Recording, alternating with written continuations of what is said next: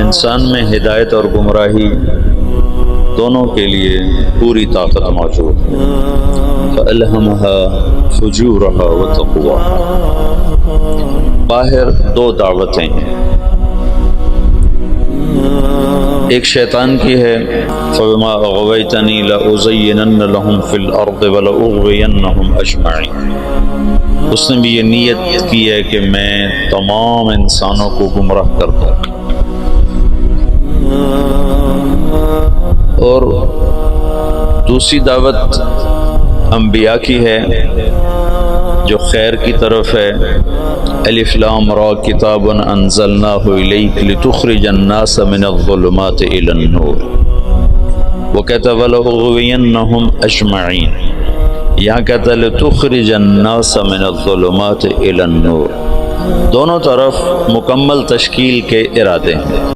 اللہ تعالیٰ یہ چاہتا ہے کہ تمام بنی نوع انسان ظلمت سے نکل کر ہدایت پر آ جائے، شیطانی یہ چاہتا ہے کہ اجمعین ایک بھی جنت میں نہ جائے، سارے جہنم میں چلے جائیں۔ یہ دو نظام اللہ کے رسول تک بڑے واضح تھے، سے پہلے تک کہ جب گمراہی پھیلتی تو ایک نبی خالص اس کام کے لیے آ جاتا تھا، اس کو اور کوئی کام نہیں ہوتا تھا۔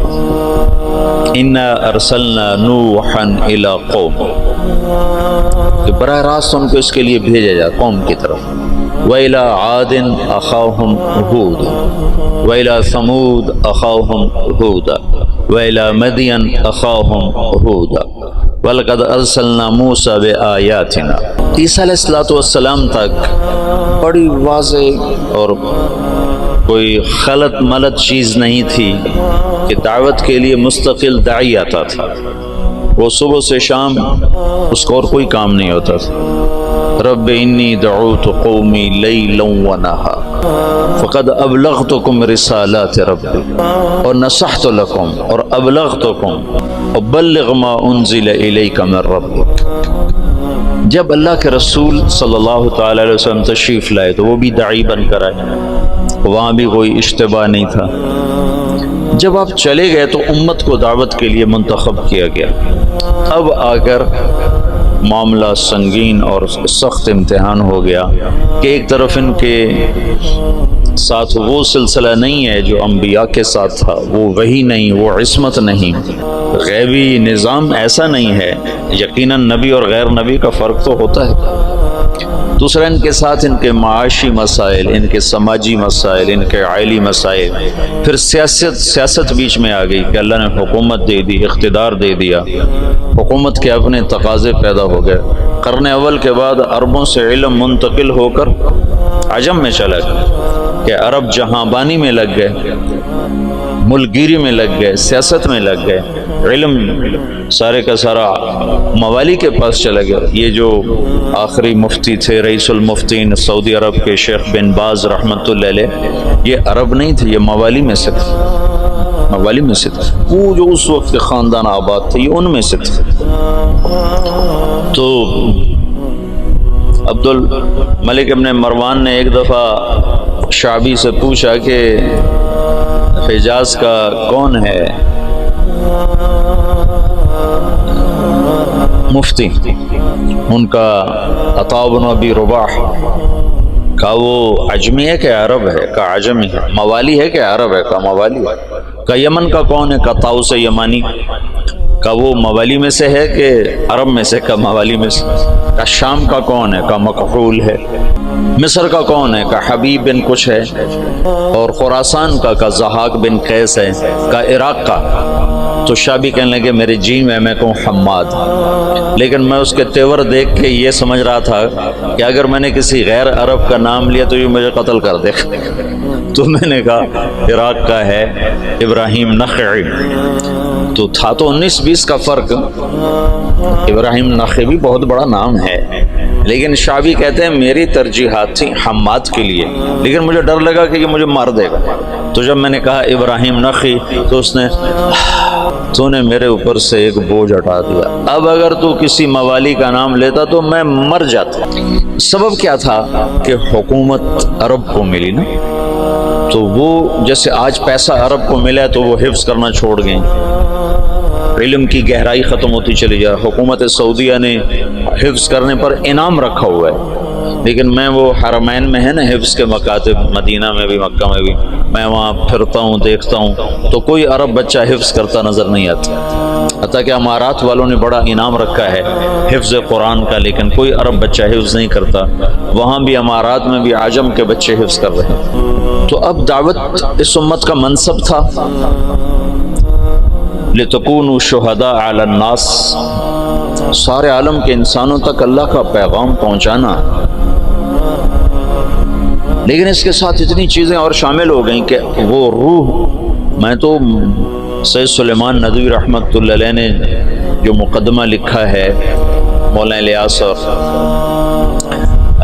کے بارے میں جو کتاب لکھی ہے مولانا علی میاں رحمۃ اللہ علیہ نے، تو مولانا الیاس اور ان کی دینی دعوت، تو اس کے شروع میں سید سلیمان ندوی بہت بڑی شخصیت ہیں، انہوں نے مقدمہ لکھا ہے کہ اس امت کا اصل کام تھا دعوت الی اللہ، پر افسوس کہ 100 سال بھی نہ گزرے کہ امت اپنا کام بھول گئی، انہوں نے تو پہلی صدی میں ہی اس کو ختم کر دیا۔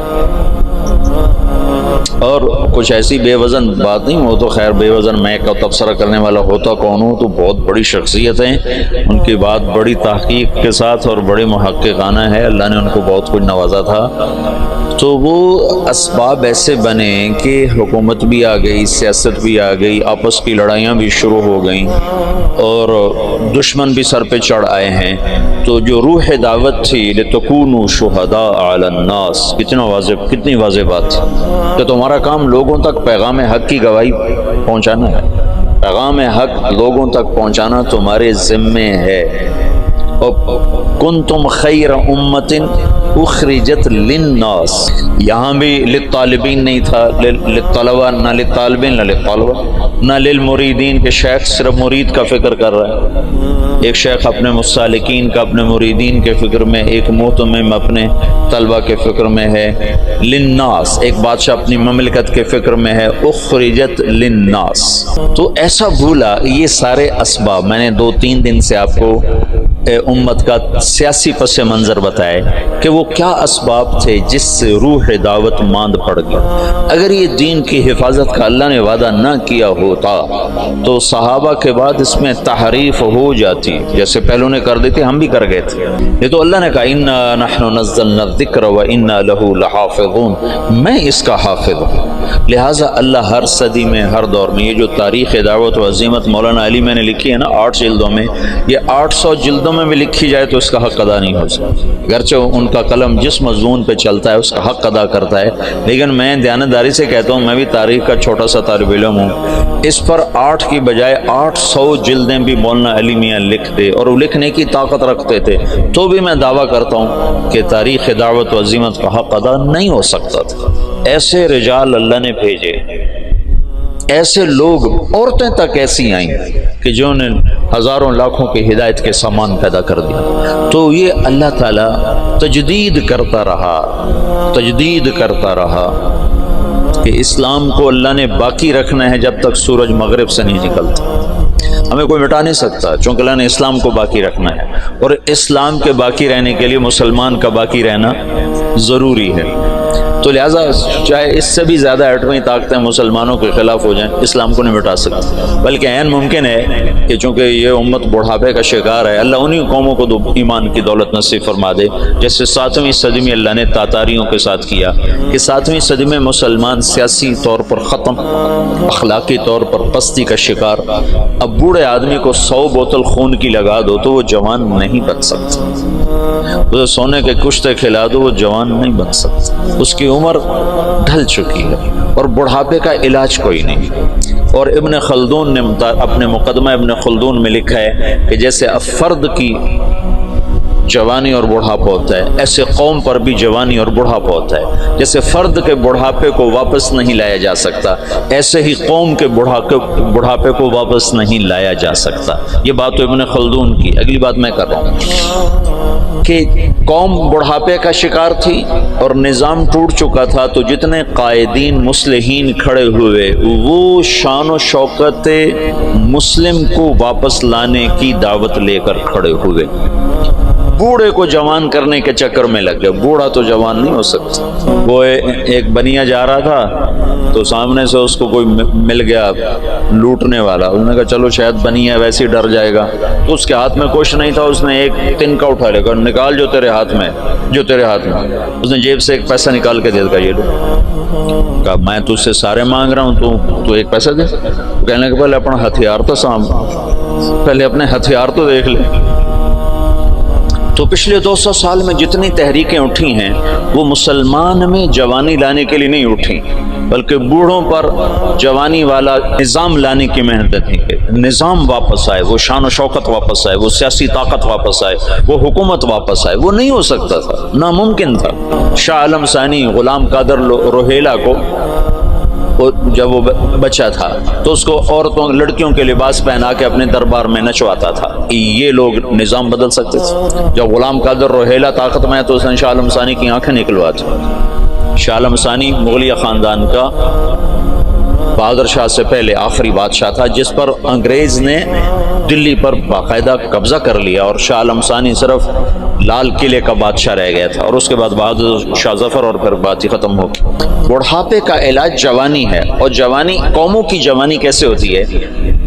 قوموں کی جوانی کا ایک راستہ ہے، ایک فرد کی جوانی کا تو راستہ کوئی نہیں، لیکن قوموں کی جوانی کا ایک راستہ ہے کہ غیر قوموں کو اپنا ہم نوا بنایا جائے، غیر قوموں کو اسلام میں لایا جائے۔ پچھلی ساری صدیوں میں ایسا ہوتا رہا کہ منفرد دعات کی وجہ سے دعوت کبھی نہیں ختم ہوئی۔ ہاں، جو مولانا الیاس صاحب نے دعوت کو زندہ کیا وہ قرن اول کی طرز پر زندہ کیا کہ ہر مسلمان یہ سمجھے کہ میں دین کا داعی ہوں، میرے ذمہ پوری دنیا میں اللہ کے دین کو پہنچانا ہے، چاہے میری جیب میں ایک پیسہ کوئی نہیں۔ یہ سوچ تو اجتماعی طور پہ ختم ہو گئی تھی۔ حضرت تھانوی رحمۃ اللہ علیہ جیسے فرمانے لگے یہ کیا گمراہی کی بات شروع کر دی مولانا الیاس، دین کی دعوت تو علماء کا کام، عوام کیا کریں گے؟ میں نے ایک دفعہ یہ دورے والوں کو کہا، میں نے کہا تأمرون بالمعروف وتنہون عن المنکر کا ترجمہ کرو۔ تو انہوں نے کہا تم بھلائیوں کی دعوت دیتے ہو، برائیوں کو مٹاتے ہو۔ کتنوں سے پوچھا، سب نے یہی ترجمہ کیا۔ میں نے کہا یہ المعروف جو لفظ ہے اس کا بھی کوئی مطلب ہے؟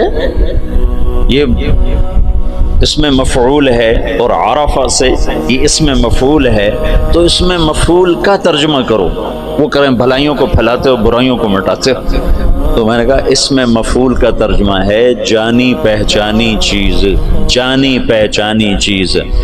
بھلائی اور نیکی تو اس کا مرادی ترجمہ ہے۔ میں نے کہا اصل ترجمہ کرو۔ وہ کوئی ایک نہیں بولا، جو صرف شروحات اور کتابیں پڑھتے ہیں وہ ایسے پابند ہو جاتے ہیں، دائیں بائیں سوچنے کی صلاحیت ختم ہو جاتی ہے۔ اور منکر، ان کا منکر کہتے ہیں انجانی چیز کو، انجانی چیز کو۔ تم تأمرون بالمعروف، تم جانی پہچانی چیزوں کی دعوت دیتے ہو، وتنہون عن المنکر، اور انجان چیزوں سے تم منع کرتے ہو۔ اس کے ساتھ ایک آیت جوڑو، فَأَلْهَمَهَا فُجُورَهَا وَتَقْوَاهَا، کہ میں نے تیرے اندر نیکی اور بدی کا الہام کر دیا ہے۔ الہام سچ سچ ہے، اس کے لیے کسی شریعت سے دلیل کی ضرورت نہیں۔ ظلم ظلم ہے، اس کے لیے کسی شریعت سے دلیل کی ضرورت کوئی نہیں۔ جھوٹ بہت بری چیز ہے، اس کا الہام ہے انسان کے اندر، کسی قرآن و سنت سے دلیل کی ضرورت کوئی نہیں۔ ماں باپ کی نافرمانی، یہ انسانی فطرت اس کا انکار کرتی ہے۔ زنا کا انسانی، اوتزن الحرۃ، کیا بات کہی تھی اس نے؟ ہند بنت عتبہ رضی اللہ تعالیٰ عنہ نے کیا کہا تھا جب اللہ کے نبی نے بیعت لی اور فرمایا کہ تم یہ کرو گی، یہ کرو گی، یہ نہیں کرو گی، یہ نہیں کرو گی، زنا نہیں کرو گی، تو ہندہ نے زمانہ جاہلیت میں کہا اوتزن الحرۃ، کیا شریف عورت زنا کر سکتی ہے؟ پتھروں کی پجاری تھی ایک منٹ پہلے تک، بغیر دلیل کے جو چیزیں غلط ہیں وہ منکر ہیں، بغیر دلیل کے جو چیزیں خوبصورت ہیں وہ معروف ہیں. تو اس کے لیے تو ویسے ہی علم کی ضرورت کوئی نہیں. ہاں مدرسے میں پڑھنے پڑھانے کے لیے علم کی ضرورت ہے، حدود شریعت بتانے سمجھانے کے لیے علم کی ضرورت ہے. تبلیغ کے لیے تو علم کی ضرورت نہیں ہے. تبلیغ تو معروفات کی دعوت ہے، اور معروف کا مطلب جانی پہچانی. توحید جانی پہچانی چیز. افلا ينظرون الى الابل كيف خلقت والى السماء كيف رفعت والى الجبال كيف نصبت والى الارض كيف سطحت. یہ سارے جو اللہ تعالیٰ بتا رہا ہے یہ وہ چیزیں ہیں کہ جو بغیر دلیل کے ٹھکتی ہیں. وہ جو بدو نے کہا تھا البعرۃ تدل على البعیر والاثر يدل على المسیر تأمرون بالمعروف. تم جانی پہچانی چیزوں کی تبلیغ کرتے. اور میں تو تفسیریں پڑھتا نہیں نہ مجھے اب نہ میرا سر اتنا تھکا رہتا ہے کہ مجھے پڑھائی نہیں جاتی. تو مجھے خیال ہے المعروف کا مطلب ہے جانا پہچانا. معرف بالعامل اس میں معرفہ رجل الرجل. معروفات وہ عمل ہیں جس کو انسان عقلاً جانتا ہے. منکرات وہ عمل ہیں جن کو انسان عقلاً برا جانتا ہے. اس کے لیے تو کسی دلیل کسی حجت کی جو مجھے تو علم نہیں میں تبلیغ کیا کروں. تم یہ نہیں کہہ سکتے بھائی اللہ کی مان لے اللہ بہت بڑا ہے. اس کے لیے کیا علم چاہیے؟ بھائی اللہ کی نافرمانی نہ کر اللہ بہت بڑا ہے. اس کے لیے کیا علم چاہیے؟ بھائی اللہ کے رسول کی مان لے دونوں جہان کی کامیابی کا راستہ لے کر آئیں. اب دوزخ سے بچ جا جنت والا بن جا. یہ تبلیغ ہے. منکر دیکھتے او غلط یہ منکر کیا زبردست چیز ہے. یہ معروف ہے جس کے لیے ہمیں کسی دلیل کی ضرورت ہی نہ ہو. حلال حرام کے لیے دلائل چاہیے. تو یہ منکرات میں سے ہیں لیکن کھلے میں سے نہیں ہیں. یہ علم کی چیز ہے. یہ مدارس اس کے لیے بنائے گئے ہیں. اور دعوت تو ایک عام ہے. ان پڑھ میواتیوں نے عالم کو ہلا کے رکھ دیا. مولانا علی میاں تشریف فرما تھے رحمۃ اللہ علیہ. ایک میواتی اٹھا مولانا الیاس صاحب کے بیان سے تو پیچھے بیٹھتے کہنے لگے میاں جی کیا سمجھے کہ کوئی یقین کی بات کر رہو. یقین اللہ پر یقین کو یقین کی بات کر رہو. یہ ان کا مخاطب تھا. تبلیغ کے لیے علم نہیں چاہیے، مدرسے کے لیے علم چاہیے. معروفات وہ ہیں جو ایک ان پڑھ بھی کہے ہاں واہ کیا زبردست چیز. اور بے کی شروط اور بے فاسد بے باطل یہ تو سارے وہ منکرات ہیں جو بڑے چھپے ہوئے ہیں. ان کے لیے دلائل چاہیے. اور ماں باپ کی نافرمانی کھلا منکر. سر عام شراب پینا یورپ میں بھی برا سمجھا جاتا ہے. جہاں شراب کے بغیر وہ ایک پل نہیں زندہ رہ سکتے وہاں بھی ایسے شراب پینا برا سمجھا جاتا ہے. کھلے عام کو شراب پینا. میں اتنا یورپ امریکہ پھرا ہوں میں نے کسی کو سڑک پہ شراب پیتے نہیں دیکھا. پینے کی جگہ الگ ہے ان کے ہاں جو زنا کا مفہوم ہے ان کے ہاں کہ کسی عورت سے زبردستی کر رہا ہوں. پورے یورپ میں کسی کو ضرورت نہیں کہ کسی عورت کو ہاتھ لگاتا. ننگی لڑکیاں پھر رہی ہوتی تو کسی کو ضرورت نہیں کہ ہاتھ لگاتا. تامرون بالمعروف. معروفات معروف اس میں مفعول نہ کہ نیکی ہے. عرف بھی اسی سے ہے. عرف دعوت اس امت کا فرض منصبی ہے. فرض منصبی جو امت کے ہر فرد کے لیے ہے. لیکن سیاست حکومت گھر معاشرت یہ چیزیں رکاوٹ بن کر آئیں. اور نبیوں جیسا انتخاب نہ تھا. وہ تو اور کوئی کام کر ہی نہیں سکتا. اس کو تو وہی آ رہی. داؤد علیہ السلام نے ایک دن مقرر کیا کہ میں اللہ کی عبادت کروں گا کسی سے نہیں ملوں گا. بڑی اونچی دیواریں بنائیں اندر بیٹھ گئے بس اللہ کروں گا کسی سے نہیں ملوں گا. ایک دن مقرر پہلا دن تھا. اور اذ تصور المحراب 2 فرشتے انسانی شکل میں دیوار پلنگ کے اندر. ففزع منہم داؤد علیہ السلام ڈر گئے. کس لیے کہ دیوار اتنی اونچی ہے کہ کوئی اس کو کود کر پار نہیں کر سکتا.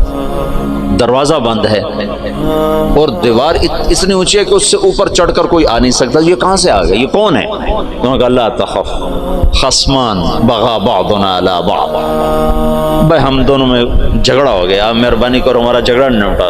ان هذا اخی لہو 99 نعجہ ولی نعجۃ واحدہ فقال اکفلنیھا وعزنی فی الخطاب.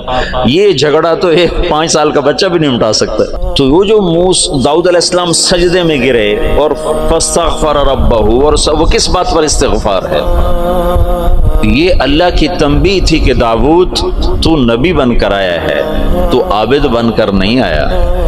عبادت بعد میں ہے، دعوت پہلے ہے. یہ دن میں نے لوگوں کے لیے رکھا ہے، اور تو نے بندگی کرنی ہے تو رات کو کر. تو کسی سے نہیں ملنا چاہتا تو رات کا وقت اس کے لیے مقرر کر. قم اللیل الا قلیلا ومن اللیل فتہجد بہ نافلۃ لک وباللیل، یہ جو رات کا وقت ہے، وبالاسحار ہم یستغفرون، یہ رات کو تم اٹھو اور مجھ سے باتیں کرو، کسی سے نہ ملو. لیکن دن میں تم دروازے بند کرو، دیواریں اونچی کرو، تو یہ منصب نبوت کے خلاف ہے. اس پر استغفار کیا ہے، اس پر توبہ کی ہے، اور اس پر اللہ کے سامنے معافی مانگے کہ اوہ یا اللہ میں معافی چاہتا ہوں. تو نبی کا کام لوگوں میں پھرنا ہوتا ہے، لوگوں کو کھینچنا ہوتا ہے، اس کی حفاظت ہو رہی ہوتی ہے نا. وہ کوئی ادھر ادھر ہو ہی نہیں سکتا کہ عصمت کا سایہ ہوتا ہے. اب ہمارے ساتھ تو ایسا معاملہ تھا نہیں. اور پھر اس امت کو عروج ملا، 1000 برس کی حکومتیں ملی، ساری دنیا میں آدھی دنیا سے زیادہ انہوں نے حکومت کی. تو بہت سے عوامل جمع ہوتے گئے، اس کی میں نے تھوڑی تفصیل آپ کو بتائی تھی. پھر ہندوستان کی حد تک تبلیغ کا کام یہاں سے 1926 میں تبلیغ کے کام کی ابتدا ہوئی. مولانا الیاس صاحب رحمۃ اللہ علیہ صوفیاء میں سے تھے، علماء میں سے تھے. اگر وہ اسی طرز پر چلتے جو چل رہا تھا تو کوئی خانقاہ بناتے یا کوئی دارالعلوم بنا لیتے. نظام الدین میں کوئی دارالعلوم بنا لیتے، خانقاہ بنا لیتے. ہندوستان بر صغیر کے حالات اور اسلامی سلطنتوں سے قدر مختلف. یہاں 1 صدی میں اسلام آ گیا. یہ ہندو علاقہ ہے. یہ جو سری لنکا ہے، یہاں عرب تاجروں کے ذریعے سے یمن سے جو آتے تھے بحری جہاز، ان کی تبلیغ سے یہاں اسلام آ گیا. اور یہاں کا جو راجہ تھا وہ تو مسلمان نہیں تھا، لیکن عوام الناس میں اسلام آ گیا. اور یہ جو ساتھ مالدیپ ہے، مالدیپ کوئی 2500 جزیروں کا ملک ہے. مالدیپ 2500 جزیروں کا ملک ہے. اور وہ جزیرے، لمبے سے لمبا جزیرہ 11 کلومیٹر ہے، اس کا نام ہے مالے. اسی میں ان کا دارالحکومت ہے. باقی سارے جزیرے بس ایسے جیسے تمہارا مدرسہ ہے، اتنا ایک جزیرہ ہوگا. ایسے وہ چھوٹے چھوٹے جزائر پر ہے. عنبر وہاں بہت نکلتا ہے، اللہ نے ان کو رزق دیا ہوا ہے عنبر کے ذریعے سے. تو یہ ان جزائر سے ایک قافلہ جا رہا تھا. اس میں یہاں کچھ عرب قبائل آباد ہو گئے تھے. تو ایک قافلہ بحری جہاز پر سری لنکا کے بادشاہ نے تحفے تحائف ولید بن عبد الملک کو دی، ان سے دوستی لگانا چاہتا تھا. تو جب یہ کراچی کے قریب گزرا بحیرہ عرب سے، تو تیبل یہ دریائے سندھ کے کنارے تھا. یہ سندھ کا بہت بڑا شہر تھا اس وقت. تو وہاں سندھ کے ڈاکوؤں نے بحری جہاز پہ حملہ کیا اور قافلہ بھی لوٹ لیا اور عورتوں کو بھی قید کر لیا، مردوں کو کچھ قتل ہو گئے. تو ایک عورت پکاری، یا للحجاج یا للحجاج یا للحجاج. عروج کے دور میں فاسق کیسے ایمان والا تھا. کچھ جو لوگ انہوں نے مال لوٹنے کے بعد کچھ لوگ چھوڑ دیے تھے. تو یہ لٹا پٹا قافلہ جب پہنچا عراق میں تو حجاج کو ملا، اور انہوں نے کہا کہ ایک بہن نے کہا تھا یا للحجاج. تو وہ کھڑا ہو گیا اپنے کرسی سے، کہ لبیک یا اخت الاسلام، لبیک یا اخت الاسلام، لبیک یا اخت الاسلام. اور کہا میرے اوپر حرام ہے بیوی بھی اور بستر پہ سونا بھی، جب تک میں اس بہن کی مدد نہ پہنچوں. ایک جس کے بارے میں اللہ کے نبی کا کہا نا کہ بنو ثقیف میں ایک مبیر ہو، ایک صفاق ہو، صفاق ترین فاسق ترین انسان غیرت ایمانی سے ایسا بھرا ہوا ہے کہ میرے اوپر بیوی حرام ہے، میرے اوپر بستر پہ سونا حرام ہے، جب تک میں اس بہن کی مدد کو نہ پہنچوں. اور اس نے اسی وقت ایک لشکر تیار کیا. عبید اللہ بن نبحان رحمۃ اللہ علیہ کو امیر بنایا اور ان کو 3000 کا لشکر، 4000 کا لشکر دے کے روانہ کیا.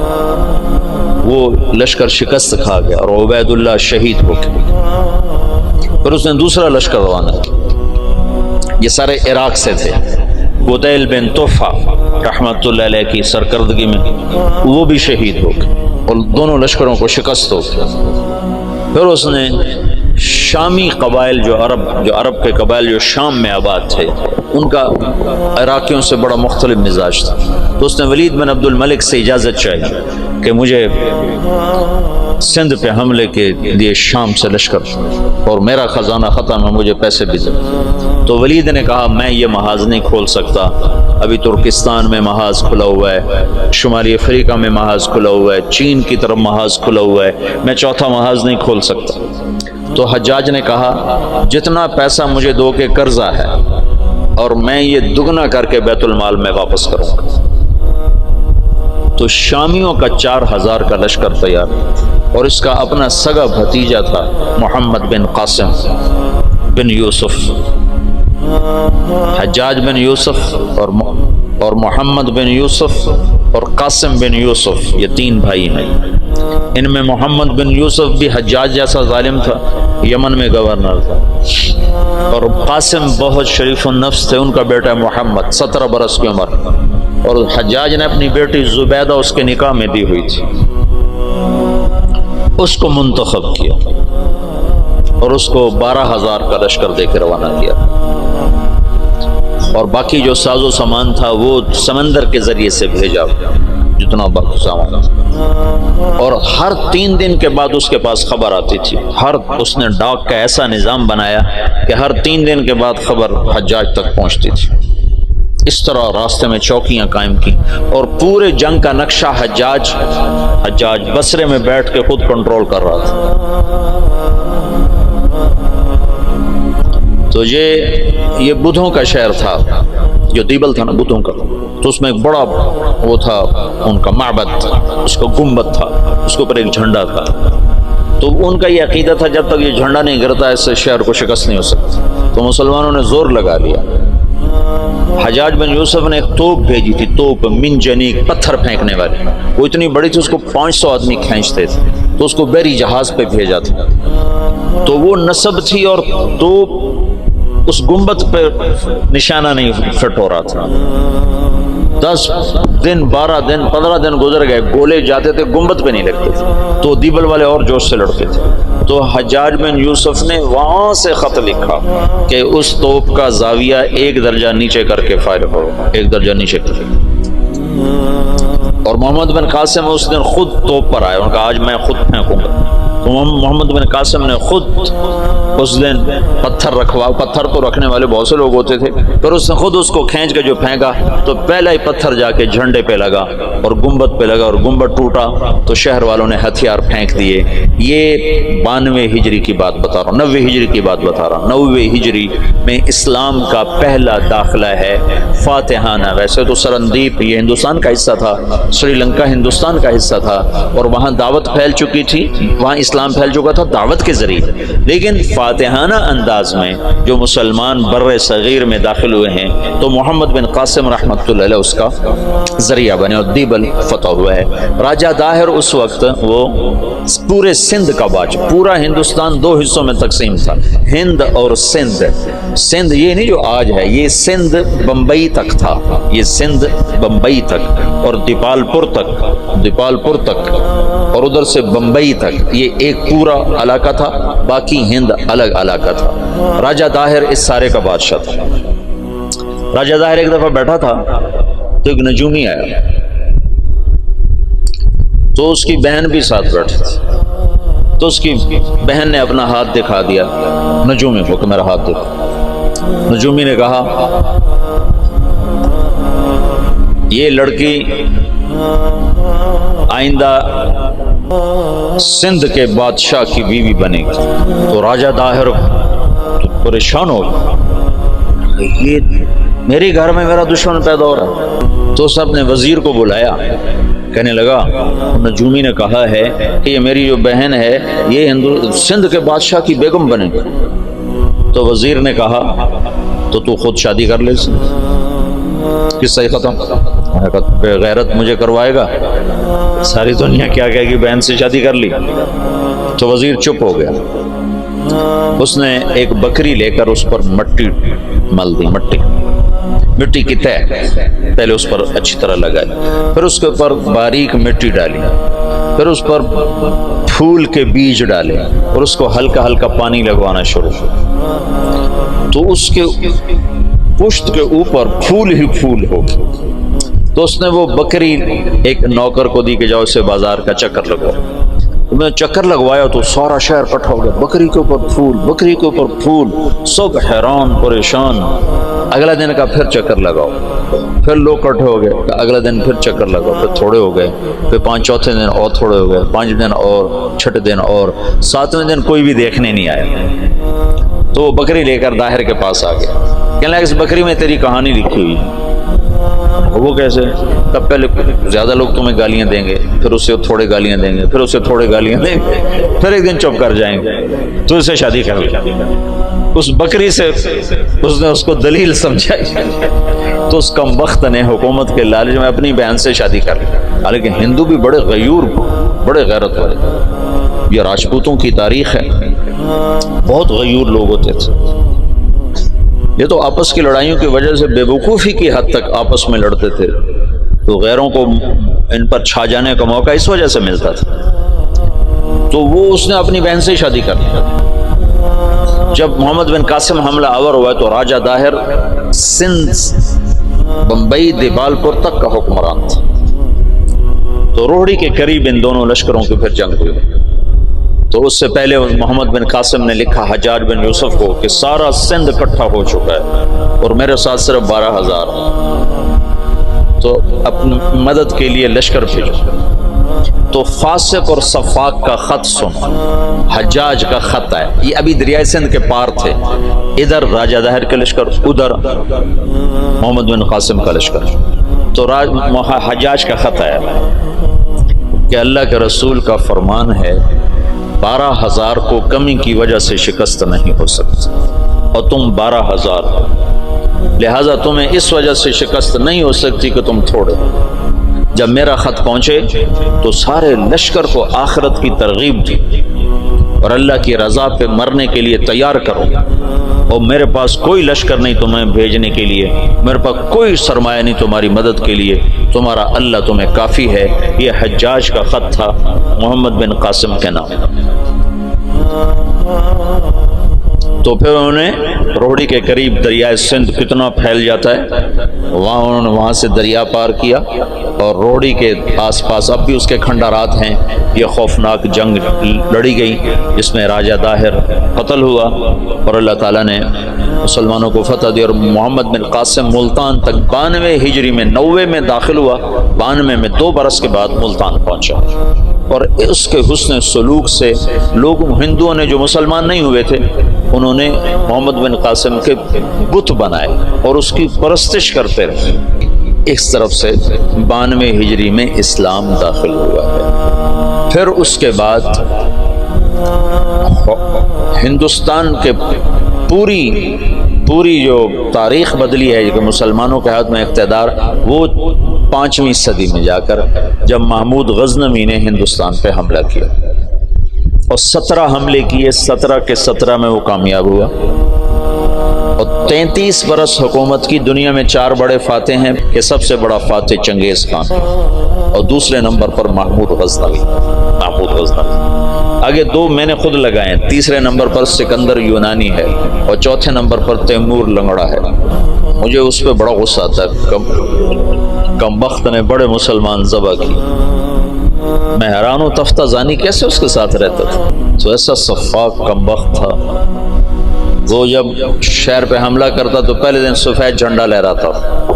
اس کا مطلب تھا کہ اگر تم دروازے کھول دو گے تو ہم صرف تمہارا مال لوٹیں گے, تمہیں کچھ نہیں کہیں. دوسرے دن سرخ جھنڈا لہراتا تھا کہ اب ہم تمہارے فوجی قتل کریں گے, تمہارا مال لوٹیں گے, تمہیں کچھ نہیں کہیں. تیسرے دن سیاہ جھنڈا لہراتا تھا کہ اب جتنے بھی ذی نفس ہیں سب کو قتل کریں گے اور تمہارا مال بھی لوٹیں. اور وہ کم بخت ایسا ہی کرتا رہا.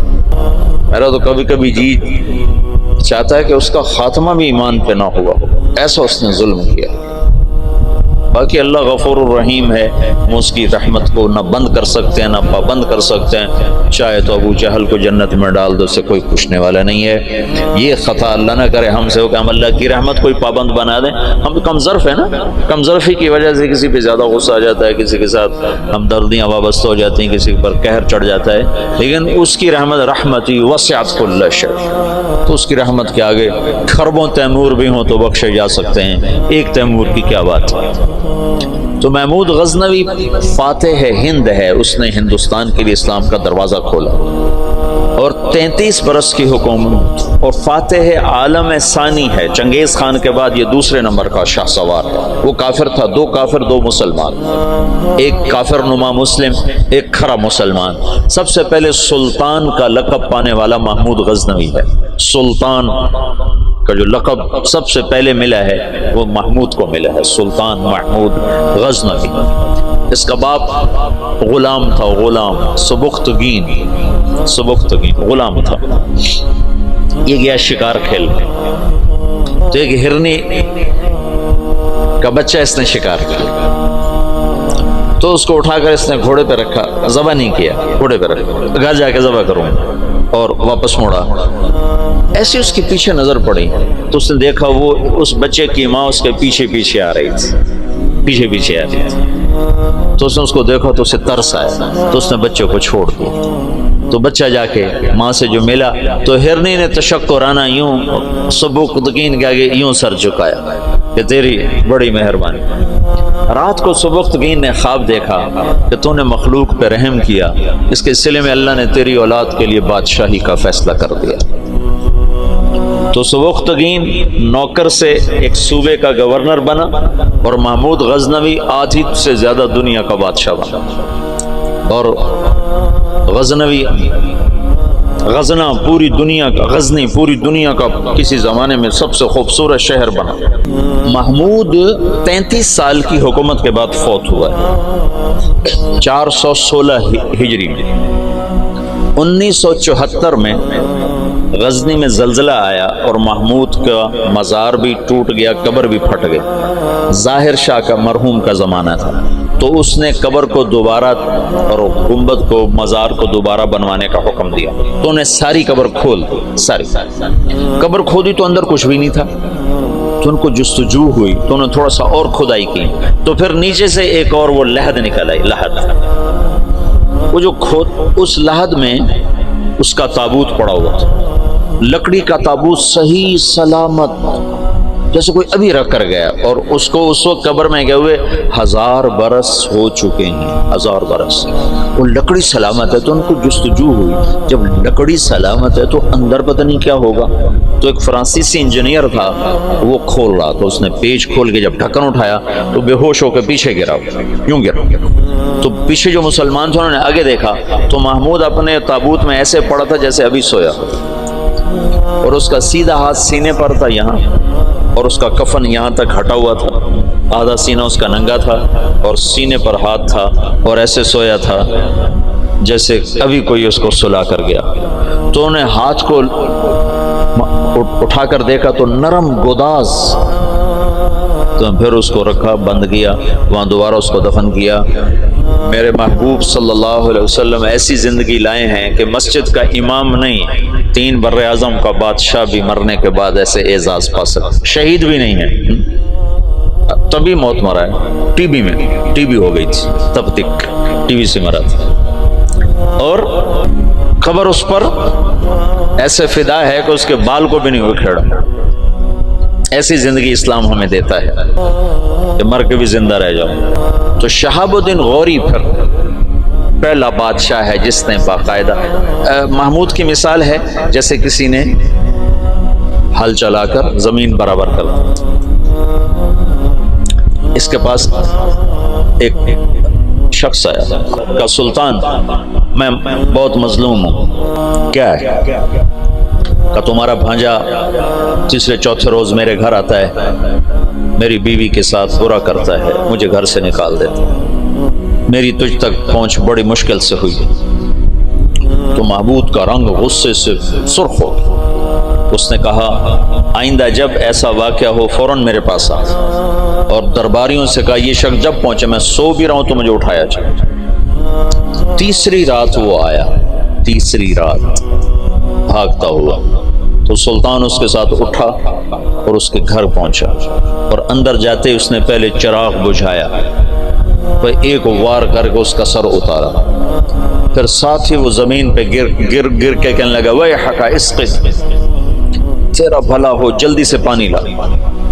تو بھاگ کے گیا، پانی لایا، پانی پہ کہنے لگا چراغ جلاؤ۔ چراغ جلایا تو مقتول کو دیکھ کر اس نے کہا الحمدللہ۔ تو اس نے پوچھا سلطان یہ کیسے ہوا؟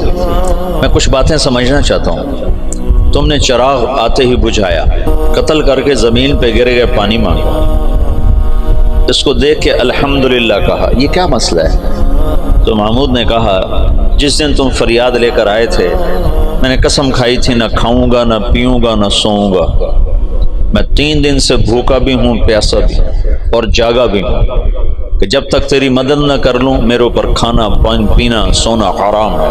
آج تیسری رات کا جاگا ہوا ہوں، ایک لقمہ کھانا نہیں کھایا، ایک گھونٹ پانی نہیں پیا۔ گرا میں اس لیے، پانی میں نے اس لیے مانگا، چراغ میں نے اس لیے بجھایا کہ اگر میرا بھانجا ہے تو میری تلوار کہیں کانپ نہ جائے، وار صحیح کرے، اور الحمدللہ میں نے اس لیے کہا کہ یہ میرے خاندان کا بھی نہیں چے جائے کہ میرا بھانجا ہو، یہ تو کوئی میرے نام پہ تمہاری عزت لوٹتا رہا۔ ان صفات پر قبر نے اس کو نگینہ بنا دیا، اس کو کھایا نہیں۔ شہاب الدین غوری سے حکومت کی ابتدا ہوتی ہے بر صغیر باقاعدہ۔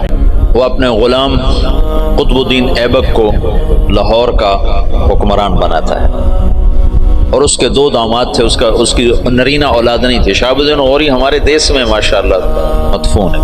یہ پرتھوی راج کو شکست دینے والا تراوڑی کے میدان میں یہ شہاب الدین غوری تھا۔ پہلی جنگ میں اسے شکست ہوئی، تیاری کر کے نہیں آیا تھا۔ تراوڑی کی پہلی جنگ میں 12,000 کا لشکر تھا، اور واپس جا رہا تھا کہ پتہ چلا پرتھوی راج چڑھایا۔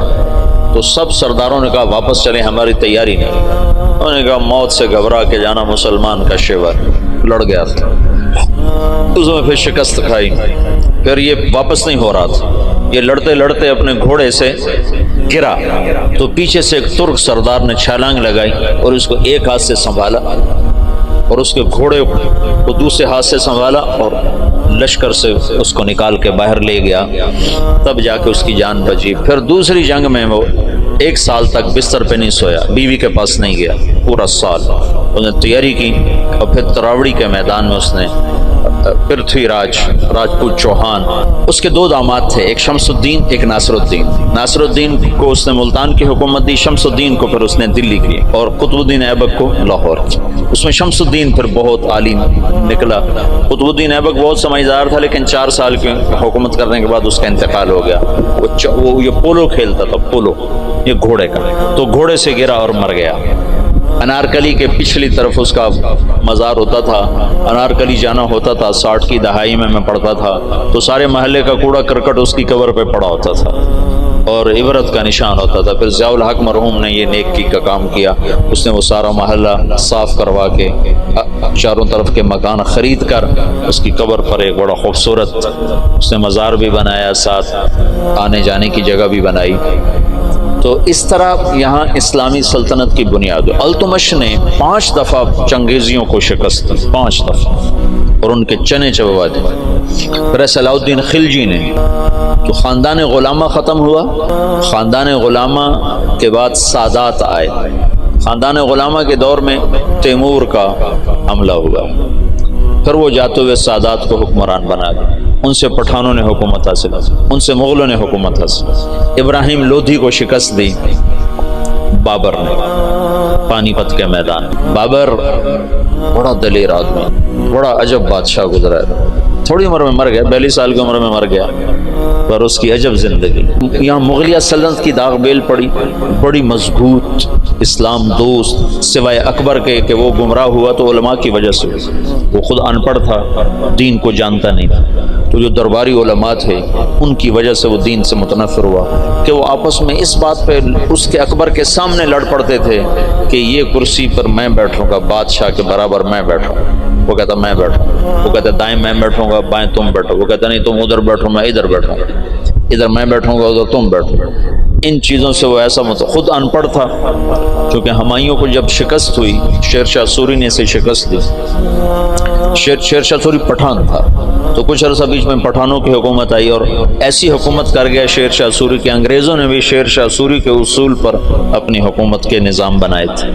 ایسی خوبصورت حکومت کر کے گیا شیر شاہ سوری، بالکل غریب سا تھا، ایک سپاہی سے اللہ تعالیٰ نے اس کو یہ بہار، صوبہ بہار میں یہ پیدا ہوا تھا، تو اس نے بڑے چکر سے حکومت حاصل کی، اس نے نا اپنا ایک جتھا بنا لیا، اب اس کو ضرورت تھی کوئی شہر میرے قبضے میں ہو، تو اس نے نا وہاں بہار کے ہندو راجا سے کہا کہ مہاراج میں مغلوں سے لڑنے جا رہا ہوں، میرے پاس ہے خزانہ بہت سارا، میں چاہتا ہوں آپ کے پاس امانت رکھ دوں، جب میں آؤں گا تو آپ سے لے لوں گا۔ وہ ہندو مہاراج تو جو تھا وہ تو الٹی چھلانگیں لگانے لگا، کہا جی میرے پاس 500 صندوق ہے شرفیوں کے بھرے ہوئے، وہ 5 بھی ہوتے تو پورے ہندوستان کا خرچہ کافی تھا، جب اس نے کہا 500 تو اس کی تو رال ٹپک پڑے، ان کا مہاراج میرے جیسا دیانتدار تمہیں پورے ہندوستان میں نہیں ملے گا، تم لے آؤ میں بڑی حفاظت کروں گا، جب تم آ جاؤ گے تو تمہیں دوں گا، تم مر گئے تمہاری اولاد کو دوں گا۔ ان کا بس مہاراج میں یہی چاہتا ہوں۔ اس نے اس میں سپاہی چھپا دی، ہر صندوق میں سپاہی چھپا دی، ریڑیوں پہ لدوا کے اس نے قلعے کے اندر بھجوا دی۔ جب وہ اندر پہنچے تو وہ جو ریڑیاں لے جا رہے تھے انہیں جا کے کنڈے کھول دیے، وہ باہر نکلے اور انہوں نے منٹوں میں قلعہ فتح کر لیا۔ تو یوں شیر شاہ سوری ایک سپاہی سے بادشاہ بننے کی طرف اس کا قدم اٹھا، پھر اس نے 6 سال حکومت کی، پر وہ کام کیے جو لوگ 100 سال میں بھی نہیں کر سکتے۔ میرے گاؤں کے آگے جو سڑک ہے اب پکی ہے، یہ شیر شاہ سوری نے بنوائی تھی، ملتان سے لے کر لاہور تک، اس کو شیر شاہ سوری روڈ کہتے تھے۔ پہلے زمانے میں سڑکیں دریاؤں کے ساتھ ساتھ چلتی ہیں تاکہ مسافروں کو پانی ملتا رہے، تو دریائے راوی کے ساتھ ساتھ یہ سڑک چلتی۔ اس وقت دریائے راوی زندہ تھا، آباد تھا، اب تو مرمرا گیا بیچارہ، تو وہ ہمارے ساتھ بہتا تھا دریائے راوی، تو لمبا دریائے راوی کے بالکل کنارے کے اوپر تھا۔ جتنے بڑے اور مشہور شہر ہیں اگر آپ دیکھو گے تاریخ میں تو وہ بڑے دریاؤں کے کناروں پر ہوتے تھے، کہ پانی کا بڑا وسیلہ دریا ہوتا تھا، ایسے کنویں اور ایسے نلکے ٹیوب ویل تو ہوتے نہیں تھے، تو دریاؤں سے پانی حاصل کیا جاتا تھا۔ تو شیر شاہ سوری نے ہمایوں کو شکست دی، تو یہ وہاں سے بھاگا اور عمر کوٹ، یہ جو سندھ میں ہے عمر کوٹ، یہاں پہنچا تھا، تو یہاں اکبر پیدا ہوا، یہاں اکبر پیدا ہوا۔ پھر ہمایوں نے اس کو بیوی کے ساتھ کابل بھیج دیا، خود وہ ایران چلا گیا، ہجرت کر گیا۔ پھر ایران سے شیعہ بادشاہ کی مدد سے وہ واپس دوبارہ ہندوستان آیا۔ شیر شاہ سوری کی اولاد اتنی قابل نہیں تھے، اتنے سمجھدار نہیں تھے، تو وہ شکست کھا گئے۔ پھر دوبارہ اللہ نے مغلیہ سلطنت کو اقتدار بخشا، تو اکبر 12 سال کی عمر میں بادشاہ بن گیا، نہ علم کی صحبت، نہ علماء کی صحبت۔ آگے درباری علماء ملے جنہوں نے اس کا بیڑا غرق کر کے رکھ دیا، تو اس نے دین الہی ایجاد کر دیا، جس کے لیے مجدد الفسانی رحمۃ اللہ علیہ کو اللہ نے استعمال فرمایا، بغیر مناظرے کے ہیں، یہ مناظرے کام خراب کرتے ہیں۔ مولانا محمد قاسم نانوتوی رحمۃ اللہ علیہ ہمارے سب کے بڑے ہیں جنہوں نے دیوبند کی بنیاد رکھی، وہ مناظرے سے نفرت فرماتے تھے، کبھی کسی سے مناظرہ نہیں کیا، کبھی کسی سے، صرف بہت اصرار پر ایک دفعہ ایک تحریر شیعہ کے خلاف لکھی، بس جس پر مسلمان کا نام آتا تھا اس سے مناظرہ نہیں کرتے تھے، حالانکہ وہ ایسے مناظر تھے کہ وہ آریاؤں سے اور عیسائیوں سے، غیر مسلموں سے بادشاہ تھے مناظر کے۔ رحمت اللہ کرانوی صاحب رحمت اللہ علیہ، مولانا رحمت اللہ کرانوی، اگر یہ لوگ نہ ہوتے تو بر صغیر اندلس ہوتا، اسپین ہوتا، یہ تو لوگ آ گئے تھے۔ مجھے کل پرسوں تمہارے استاد شیخ رمضی نے بتایا کہ بور عقیبہ نے زیتونیہ مدرسہ کیسے بند کیا۔ کہا اللہ علماء دیوبند کو جزائے خیر دے جو چٹائی پہ راضی ہو اور چوپڑی روٹی کے دھوکے میں نہیں آئے۔ حبیب بور عقیبہ نے علماء کو چوپڑی روٹی کھلا دی اور پیسے پہ ان کو کھینچ لیا، جب وہ کھینچے تو پھر ہر کو سب کچھ چلا گیا، اور یہاں کے علماء بکے نہیں، بھوکے پیٹ پہ پتھر باندھ کے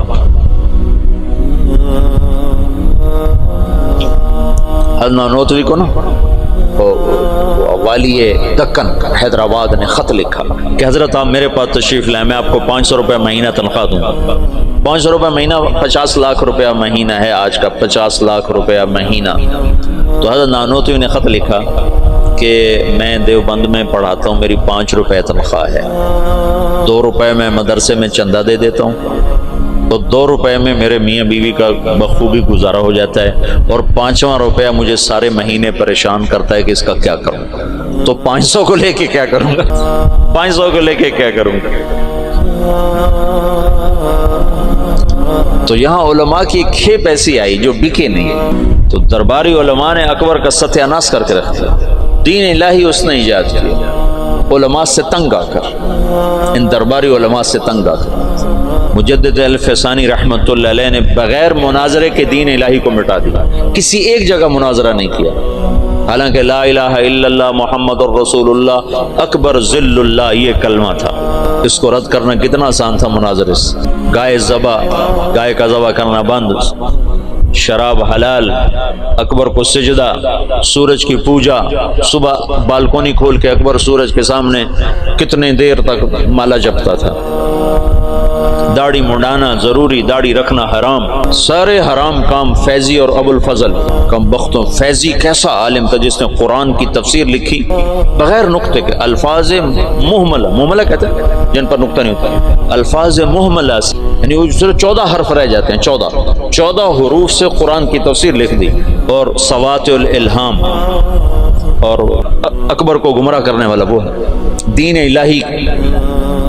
ایک دفعہ کسی نے پوچھا کیا کر رہے ہو فیضی سے، کہا الہاد کے مزے لے رہا ہو۔ جہانگیر آگے مجدد الفسانی کا صحبت یافتہ نکلا، مثبت انداز سے جو کام ہوتا ہے وہی پائیدار ہوتا ہے۔ اتنا بڑا کام، مولانا الیاس فرماتے تھے میرا کام مجدد الفسانی والا، میں نے مجدد الفسانی کو سامنے رکھا ہے کہ ان کا طرز یہ تھا کہ وہ مٹی ہوئی سنت کے مقابلے میں جو بدعت ہوتی تھی اس کی تردید نہیں فرماتے تھے مجدد الفسانی، بلکہ مٹی ہوئی سنت کے فضائل بیان اتنا فرماتے تھے کہ سنت چھا جاتی تھی، بدعت مٹ جاتی تھی، روشنی آئی اور اندھیرا چلا گیا۔ یہ تھا، اندھیرے کے جانے کے لیے کوئی حجت اور دلیل تو نہیں ہوتی نا، سورج کے آنے کی دیر ہوتی ہے اندھیرا چلا جاتا ہے۔ بغیر مناظرے کے دین الہی کو مٹا دیا، ابو الفضل زندہ کی کھال کھچوا دی شیخو پورے میں۔ یہ جو شیخو پورہ ہے نا، یہ جہانگیر کے نام پر ہے۔ جہانگیر بڑی منتوں سے ملا تھا، یہ اکبر کے اولاد نہیں ہوتی تھی، پیدل گیا تھا اجمیر تک دعا مانگنے کہ اللہ تعالیٰ مجھے بچہ عطا فرمائے، تو اللہ نے جہانگیر دیا۔ اس کی نخلیت، جہانگیر بہت نیک متقی بادشاہ، اس کا یہی بہت بڑا احسان ہے کہ اس نے دین الہی کو ختم کیا۔ تو یہ شیخو پورہ جہانگیر نے آباد کیا تھا۔ اکبر اپنے بیٹے جہانگیر کو شیخو کہا کرتا تھا پیار سے، شیخو بابا، شیخو بابا۔ ویسے نام اس کا سلیم تھا، جہانگیر اس کا لقب تھا، اور شیخو اس کا ابا اسے کہا کرتا تھا، شیخو بابا۔ تو اس نے یہ ہرن مینار بھی جو بنایا ہے، اس کا ایک ہرن تھا جہانگیر کا، اسے بہت پیار کرتا تھا، وہ مر گیا، اس کے غم میں اس نے ہرن مینار بنایا۔ تو یہاں شیخو پورہ میں اب اس نے باپ کے خلاف بغاوت کی تھی اکبر کے بیچ میں، تو ابو الفضل اس نے بھیجا تھا سفیر بنا کے، میرے بچے سے بات کیا چاہتا ہے، حکومت تو تیری ہے، تو میرے خلاف کیوں آتا ہے؟ تو اس نے جب ابو الفضل آیا تو اس نے زندہ کی کھال اتروا، کہا تو ہے میرے باپ کو گمراہ کرنے والا، زندہ کی کھال اتروائی تھی اس نے۔ اکبر نے کہا شیخو بابا میں تو ذبح شدہ بکری کی کھال نہیں اترتے دیکھ سکتا، تو نے میرے یار کی کھال ہی زندہ اتار دی۔ کہا بابا یہ تیرا یار نہیں، یہ تیرا سب سے بڑا دشمن، جس نے تجھے اس دین اسلام سے برگشتہ کر دیا۔ چنانچہ آخری 5 سال میں اکبر طائب ہو گیا تھا، اور تو اس کے جہانگیری جو جہانگیر کی سوانح ہے اس میں جہانگیر نے لکھا ہے کہ آخری وقت میں بابا نے صدر جہاں کو بلوایا جو مفتی دلی تھے، اور ان سے فرمایا کہ میرے سرانے بیٹھ جاؤ، سورہ یاسین پڑھ۔ تو صدر جہاں نے سورہ یاسین پڑھنی شروع کی، اور میرے باپ نے سننا شروع کیا، پھر آہستہ سے کلمہ پڑھا اور روح پرواز کر دیا۔ تو مجدد الفسانی رحمۃ اللہ علیہ نے بغیر مناظرے کے اتنے بڑے فتنے کو دبا دیا۔ یہ آج کل کے बेचारे क्या मुनाजरों के जरिए से फितनों को दबा सकते हो, तो फितनों को हवा देने वाली चीज है। सुनो, एतराज का जवाब नहीं होता, सवाल का जवाब होता है। सुन रहे हो, एतराज का जवाब नहीं है। अंतुम खैरुन अम अब्दुल्लाह, उतबा बिन रबिया कह रहा है, अना अअलमुकुम बिश्शि'r वस्सिhr वलकहाना, मुझे भेजो मैं मोहम्मद से बात करता हूँ। तो वो आकर कहता है, या मोहम्मद अंत खैरुन अम अब्दुल्लाह, तो अल्लाह के नबी चुप। अंत खैरुन अम अब्दुल मुत्तलिब, अल्लाह के नबी चुप। कि आने वाला साइल नहीं है, आने वाला मोतरिज है, मोतरिज का जवाब नहीं होता। एतराज का जवाब देंगे वो कोई और डाल देंगे, फिर आप उसका जवाब वो कोई और डाल देंगे। ये तो कहानी ऐसे देखते ना, जवाब दर जवाब दर जवाब दर जवाब, उसकी कोई इंतहा है? वो लंबी बात करता रहा, आप खामोश रहे। जब वो खामोश हो गया तो आपने किसी एक बात का जवाब नहीं दिया, एक बात का। उतबा मेरे पास जो है वो मैं तुम्हें सुना देता हूँ। हामीम वल किताबिल मुबीन इन्ना अंज़लनाहु कुरानन अरबिय्यन, हामीम वल किताबिल मुबीन कुरानन अरबिय्यन लिक़ौमिन यअलमून बशीरन व नज़ीरा फ़अअज़र अक्सरहुम फ़हुम ला यस्मऊन व क़ालू क़ुलूबुना फ़ी अकिन्नतिन मिम्मा तदऊना इलैहि से लेकर फ़इन अअरदू फ़क़ुल अंज़रतुकुम साइक़तन मिस्ल साइक़ति आदिन व समूद, यहाँ तक कुरान पढ़ के सुना दे। एक बात का जवाब नहीं। हज़रत थानवी रहमतुल्लाह अलैह ने फरमाया, बहुत से फितने इसलिए फितने बन गए कि उलमा ने उसका जवाब देना शुरू कर दिया। अगर जवाब ना देते तो अपनी मौत आप मर जाते। ये तोहफ़तुल उलमा की तुम्हें सुना। तो मुजद्दिद अल-फ़सानी रहमतुल्लाह अलैह ने इतने बड़े फितने को मिटाया बगैर जवाब, बगैर मुनाज़रे। सुभान अल्लाह, अजब बंदा था। और नक्शबंदी सिलसिले के बादशाह, जिसके आखिरी बादशाह मौलाना खान मोहम्मद साहब दुनिया से तशरीफ ले, और तो दुनिया अंधेर हो गई, बस्ती उजड़ गई। इन्नल्लाह ला यंतज़िलु इल्म इंतिज़ाअन, है ना, बल यक़बिदुहु बिक़ब्दिल अलीम।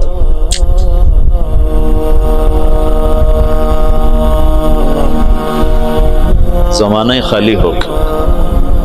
खलतिद दियार फसुत्तु गैर मुसव्वदिन वमिन अश्शक़ाए तफ़र्रुदी बिस्सुदद।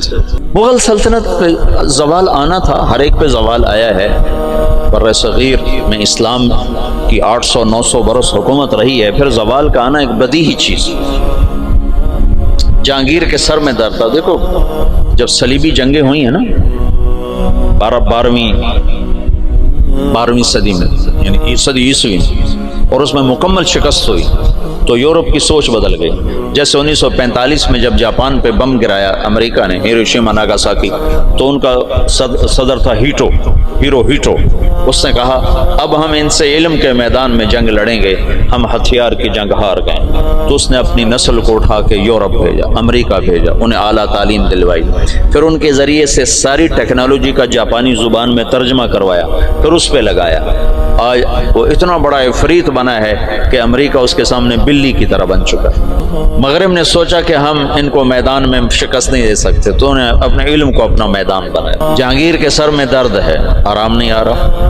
अब तिब्बे यूनानी में कोई ऐसी दवाई नहीं कि सर दर्द और फौरी आराम आ जाए, कोई ऐसी। तो अंग्रेज जो थे वो उन्होंने कॉलोनियां बना ली थी थोड़ी थोड़ी तिजारत के लिए, तो उनके ख्वाबो ख्याल में भी नहीं था कि मुगल सल्तनत से हम टक्कर लेने वाले हैं। तो एक अंग्रेज डॉक्टर था, उसने उसको गोली पेश की कि जनाब आप ये खाएं।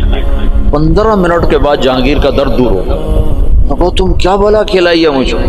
वो सरदार को मुझे मांग क्या मांगता है? तो कम वक्त ऐसे सियाने थे, अपने लिए कुछ नहीं मांगा। कहा मेरी कौम को तिजारत की बाकायदा इजाजत थी। उन्होंने कहा इजाजत। शाहजहां के दौर में लोगों ने भांपा कि ये तो खतरनाक लोग हैं, तो उसको कहा कि इनको निकाल दिया जाए। उन्होंने कहा ये क्या पिद्दी का शोर, भाई हमारा क्या बिगाड़ सकता। ज़वाल उरूज ज़वाल साथ साथ चलते हैं। तो औरंगज़ेब आलमगीर के बाद एकदम ज़वाल है। मैंने ये देखा है कि जिस बादशाह ने लंबी हुकूमत की, उसका अगला वारिस इंतहाई निकम्मा। सुलेमान आज़म कहलाता है। सुलेमान आज़म जो सलातीन उस्मान हैं, ये तुर्की के جو تغرل، میں نے تغرل کی کہانی سنائی تھی نا آپ کو، عثمان سے عثمانی، اس میں سلیمان کو کہتے ہیں سلیمان اعظم، اس نے آدھے سے زیادہ یورپ فتح کیا، الجزائر فتح کیا، عرب، پتہ نہیں کہاں کہاں اس کی حکومت، اس نے 50 سال حکومت کی۔ اس کا اگلا بیٹا نکما، ادھر 50 سال اورنگزیب نے حکومت کی، اگلا بیٹا نکما ترین معظم، انتہا، اور 25 سال وہ دارالحکومت سے غائب رہا جہانگیر۔ یہ اس کی بڑی سیاسی غلطی تھی کہ 25 برس دارالحکومت سے باہر گزار، دکنی ریاستوں کے خلاف لڑتے تو پیچھے سازشوں سے پک گیا۔ چلو باقی انشاءاللہ پھر کل کریں۔